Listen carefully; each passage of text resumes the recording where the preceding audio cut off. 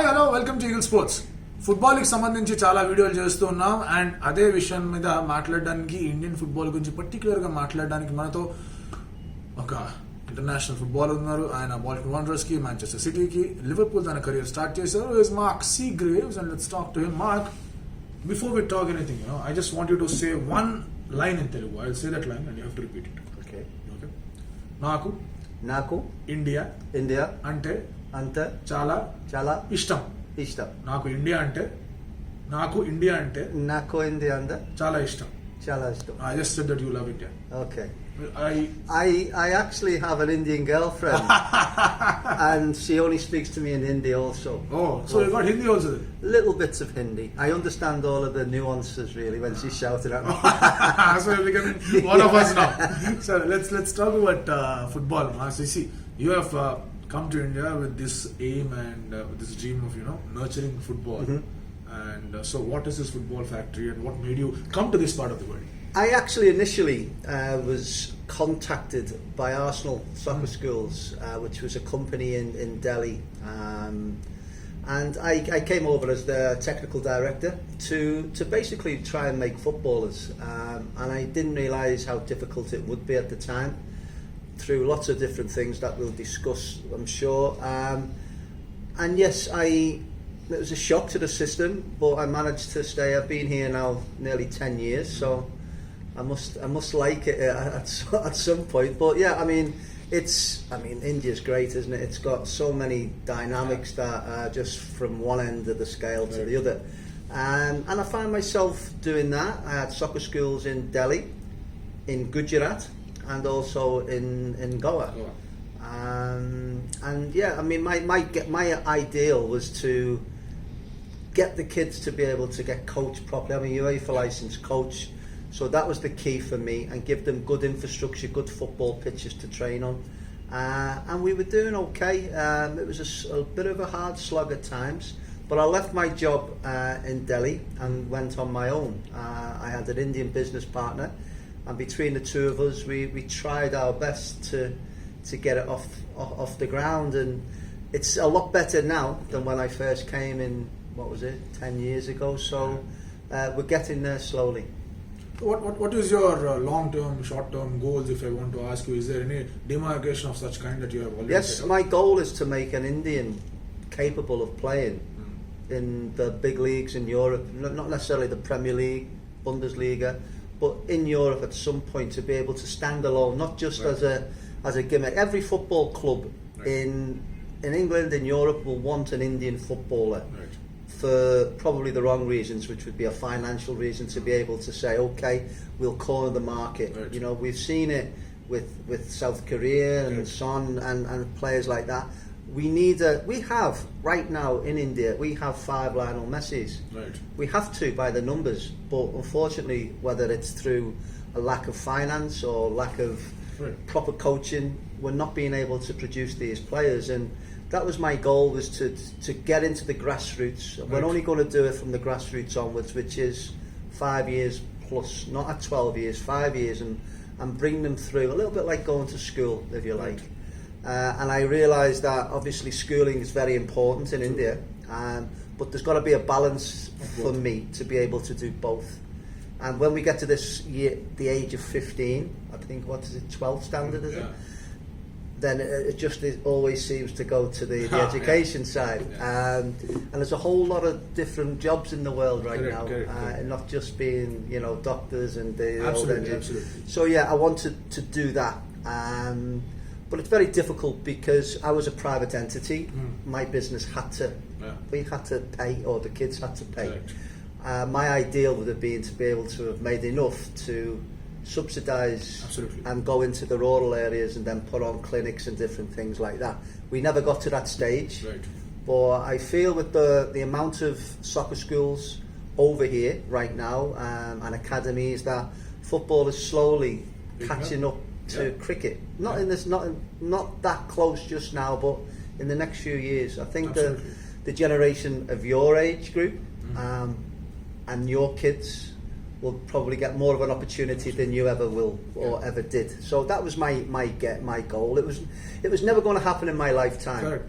but we had to start somewhere, and we have good players in the likes of Sunil Shetty. We obviously have Baichung Bhutia, and Gurpreet has been to Europe, so we've got players capable of doing that. But for the amount of people that we have in the country, we've got to do better. And I realise there's a lot of socio and financial problems and different things, but I think we need to generate that.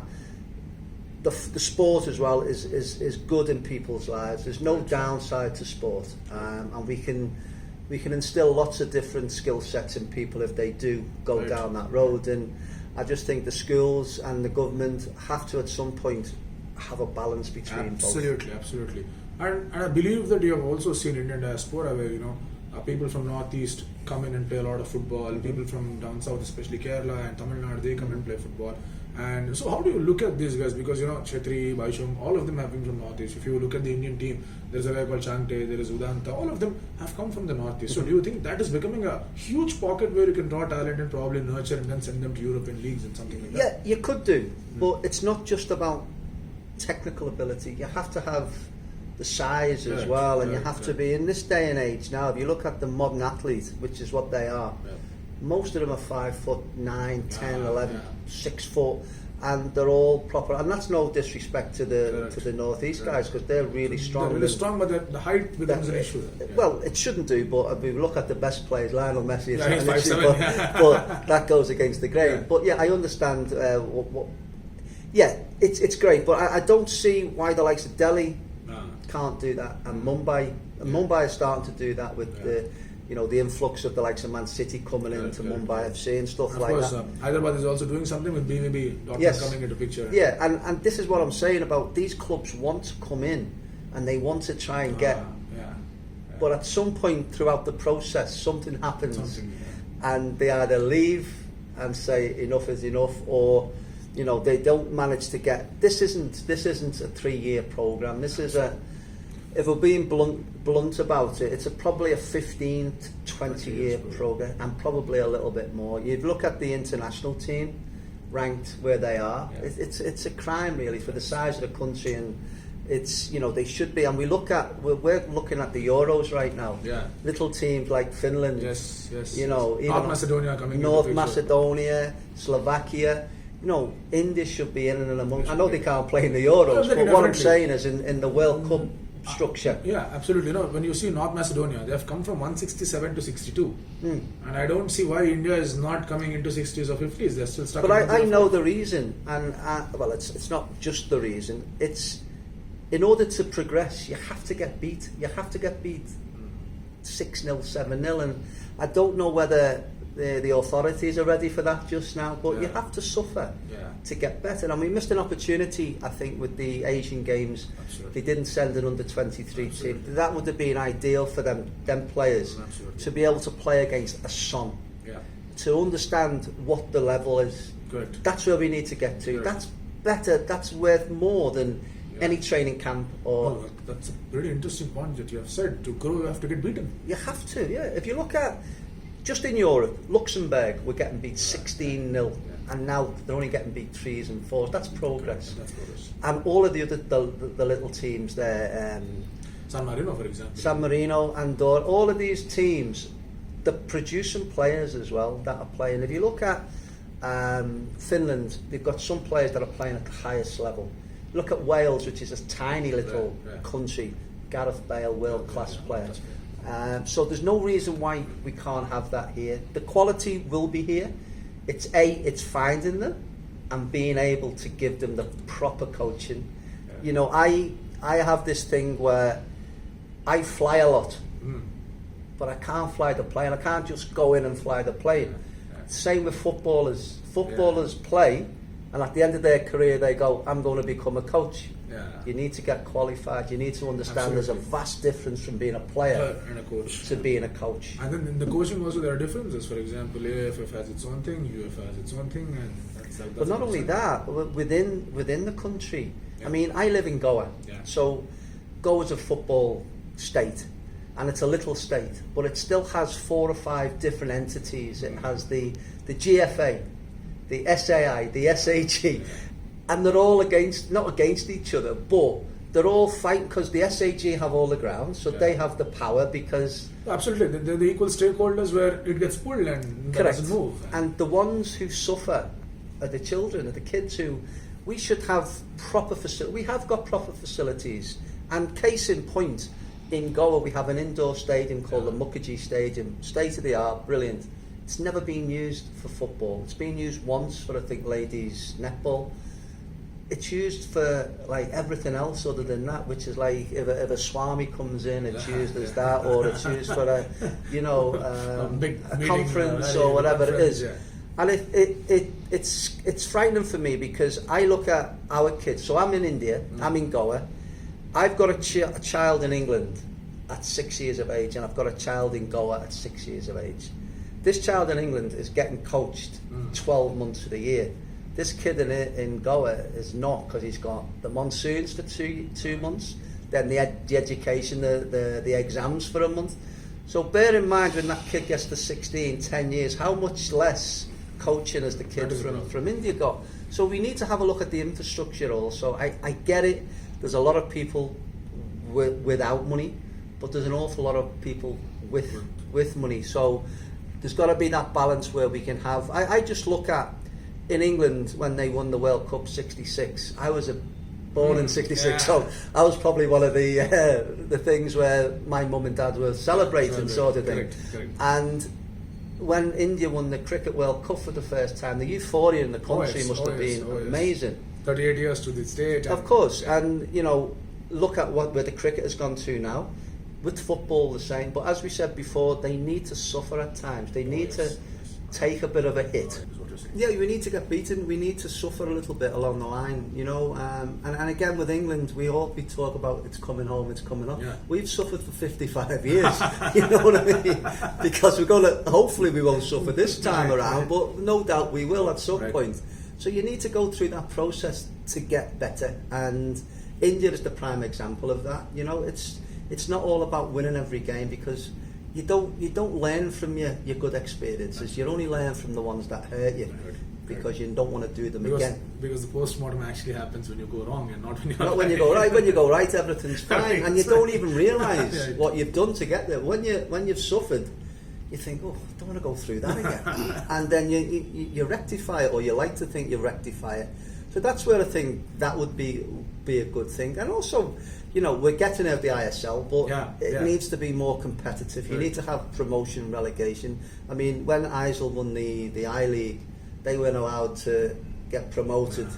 Now, for a small club like that would have been, that's like in England, that would have been amazing for a little team in the Championship to get up.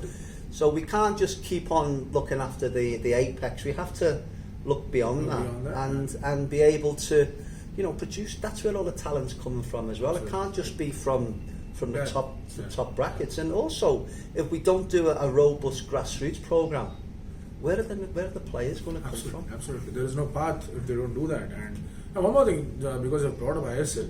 See, I'm sure that you have high regards for ISL because of what it has done to Indian football and all of those things. But how do you see the way forward? Because, you know, there are excellent players that are coming up from FC Goa, for example, from Bengaluru, and from, in fact, we have seen 6 players from Hyderabad City representing the Indian national team. We're also having people from Northeast United, and all of those people are playing really well. But how do you see a progression there? Well, the progression, unfortunately or fortunately, is to try and get them into better leagues, whether that's in Asia, and we look at that and get them into team. I'm not saying that the ISL isn't good, but the better players need to go. I think Saudi Arabia did it with 6 or 7 of their players before the last World Cup, and they sent them to Spain, and it cost money, but the lads didn't play in Spain, but they had the chance to train and to train with, to sharpen the skills, and they come back, and Saudi Arabia won a game in the World Cup last year, in the last World Cup. So it's something like that, where we've got to give the better players a pathway to, even if it's just to say, listen, we'll give you 3 months, have a collaboration with a team in England and say, listen, we've got this kid, which is I had that pathway. Any of my children that I thought were going to be good enough, the pathway was to go to the UK and have trials at either Liverpool or Bolton or whatever club that I played, that I had the in for that. But for me to do that, the child had to be of the standard, because if I took one kid and he wasn't up to the standard, he wouldn't accept it again. I wouldn't do it. Yeah. So I was gearing myself up to that. So that's what the players need, and we've seen it with Gaprit. He went and did okay in Norway, I think it was. I mean, Shamte has gone to train with Liverpool once, and he came back. Yeah, but he'll come back a better. He should have learned an awful lot. His speed has increased, his tacklings have increased. Yeah, and exposure is the key. You know, as I say, be exposed to play in England, India, play England, get beat, whatever it is, take it. It's a chasing an experience, but take the positives out of that negative, which are we've played against the so-called best. Correct. And where are we now? Where do we need to be? As a player, you'll know where you need to get. You'll think, my goodness, that was tough. So what do I need to do? I need to work harder. I need to get better on my technique. My first touch needs to be quicker. All of these things that you learn from just playing a game of football that these guys do naturally now, but they've had to go through that process also. You know, and it's not rocket science football. It's only complicated by coaches like Guardiola. So no, because you've got this into the picture. See, Mumbai City and Man City now have a tie-up, and Borussia Dortmund and Hyderabad now have a tie-up, and I'm sure that many teams from Spain or Bundesliga, or they'll come down to India and probably have it like Atletico Madrid did with ATK and all of those things. So we have seen ATK players going into Madrid and getting trained and coming back. We have seen people from Mumbai City going there and just seeing and coming back. So when do you see our players, you know, let's say sitting on the bench for one game and maybe waiting for a chance? It's very difficult because you can go one way or another way with this. You can put a player on the bench who's not good enough just solely for a financial thing. That's not what it should be on the bench, or he should be playing because he's good enough. At this present time, that's not going to happen. You see the level of football now, even when I played to where they are now, it's unrecognisable. And that's through fitness and through technique and everything else.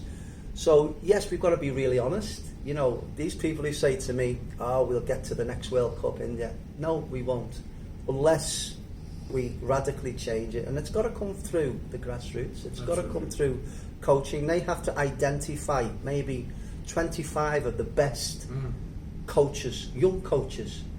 Now, send them to either get an AFC license or send them to UEFA, send them to Europe for 2 years, get the UEFA B license and the UEFA A license, bring them back and give them a wage accordingly, and then they can be our figureheads across different states.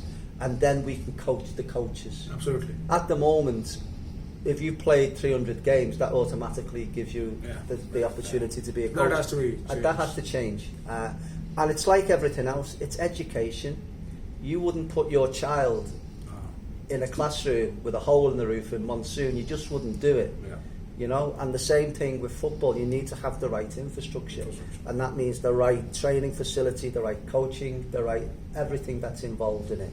It's a long process, I get it, and people are for change, or very, very rarely are for change, who've been in certain positions for so long. So you hold on to your ground for a long time. Well, yeah, and I understand all of that, but yeah, I think that would be the key. But people have come in and tried it, and it hasn't worked. But I think slowly but surely, it's only going to happen with people like yourself and other of your generation. The population of India, 60% now are under 30 years of age. So that a huge swathe of people who have a different mindset than their parents, and very much more different than their grandparents. So that is the reason I believe you said the generation of ours and probably the generation that follows. Yeah, and I'm in that generation. I'm one of the old ones.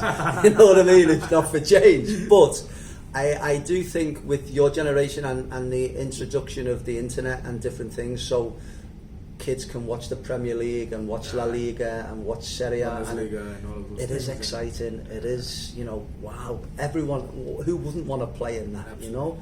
But we're getting that slowly. When I first came to India, I lived in Delhi. Everyone in the parks was playing cricket. I left Delhi after 2.5 years, and they weren't all playing cricket then. They were playing football, and as we've, you know, football's quite cheap, isn't it, to play, you only need a football. You need a few of your mates and your jumpers and for goalposts and all of that. So it's easily done. But the key to it, if India want to get better, is good coaching at the grassroots level, and suffer sometimes and go and play the better teams. Absolutely. Suffer sometimes and go and play the better teams. And I'm sure, Mark, that you, with your football factory, will definitely produce those child prodigies, and hopefully, we get to see people playing leagues in Europe. And do you know what? My ideal, and people have asked me this before, what do you want out of this? I want to be hopefully 80, 90, sat in a chair in India still, looking at, wow, he come through our academy, or he came through whatever academy. He was one of our through the grassroots. Right. And at that point, I'll be a happy man, because I know that all of that. The foundation that you have laid is now. It's all and it's not visible in terms of. But I realise there's so many different factors in India where how can I say to somebody who doesn't have enough money to eat, to spend it on football, where that means that I'm thinking, okay, well the government should have these programs and they do, but the quality of coaching might not be up to the standard that them kids are requiring, so you're never going to get the benefit of the. So there's lots of different things that are hopefully going to change. I'm sure that things will change, and with you being here and with the ISL coming in, with players getting knowledge about more teams in Europe and wanting to play there and ambition kicking in. But this is a good thing as well. Initially, the ISL, it was all singing and dancing. We had all of the big names coming in, and some of them were older than me. But they still had they still had a big name, which was ideal because that's what it wanted. The name and the brand had to be.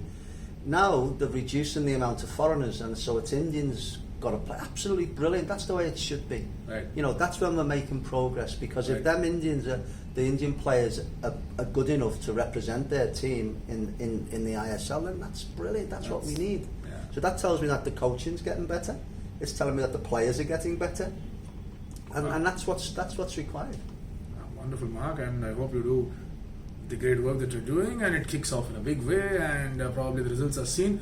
And I'm sure you would invite me to Goa and ask us to cover. Everybody wants to go. I know. I would, and I'd love you to have a look, and I'd love you to see Terry Phelan also is doing the same thing in Bangalore, and he has South United. They have a real nice facility. And what he's trying to do is exactly the same as what, but he's had to get an owner who's wealthy to be able to do that.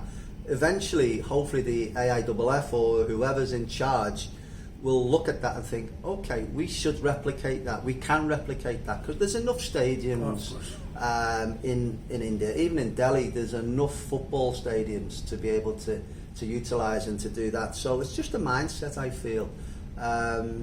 But having said all of that, it's difficult for parents. I'm a parent of 3.